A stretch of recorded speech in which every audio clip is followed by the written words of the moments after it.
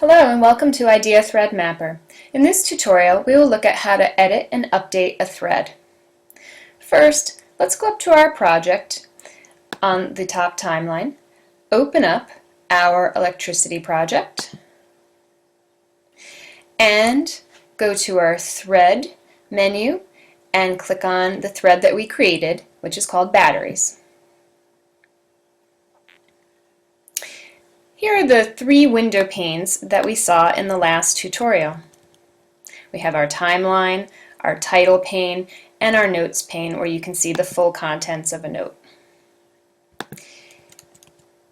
If you'd like to remove a note from this thread, you can click on the title in the list, or click on the little square. Right now this is highlighted red because I have selected this note over in the title pane. Click on either the title in the title pane or on the note itself, and you can click on the link over here to the left that says Remove Note. And as you can see, we are down to one note. That second note has been removed. You can also, if a note is very important for a thread, you can select a note, which I'm going to do right here. I'm going to select this note, and I can click on the Highlight Note button. You'll notice that the note is neither blue nor red. It has been highlighted in orange, and it's also highlighted in orange in the title pane. Now, if you'd like to find more notes for this thread, you can go up to the top toolbar and click on the tab that says Find More Notes. Just like you searched notes to create a new thread, here, in order to add more notes, you can also specify the conditions for the search. So just like we did before, I'm going to click on two electricity groups. I'm going to click on one and then shift and click on the second. So those will be the two views or groups that I'm going to be pulling information from. I'm going to type in my keyword, batteries, showing up anywhere in the notes rather than in a specific spot. I don't want it to be an exact match this time. I'd like it to be a related match like I did before so that I could get all variations of spellings. When I'm ready to go, and I have my date frame the way I want it, I'm just going to choose from everything that's here, earliest to latest. I'm going to click on Search More Notes, and here are my 76 notes again that come up from my original search.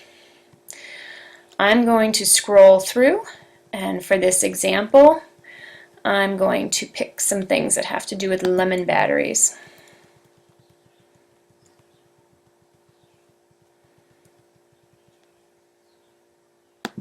Just select a few more, and homemade batteries, and maybe I'll just pick a couple of extra. So I've selected them. I didn't want to select all this time. I wanted to pick some specific ones. Now I'm going to add them to my thread. So now we're back to our three window panes, and we can see the same view we saw before. This time, rather than one or two notes, I have several notes here, including the one I highlighted before. I have the days that they appeared, and if I wanted to scroll down, I could fine-tune this to a very finite date period, including down to the hour and minute the further I go. So I'm just going to pull this timeline bar back and scroll down the page a little bit.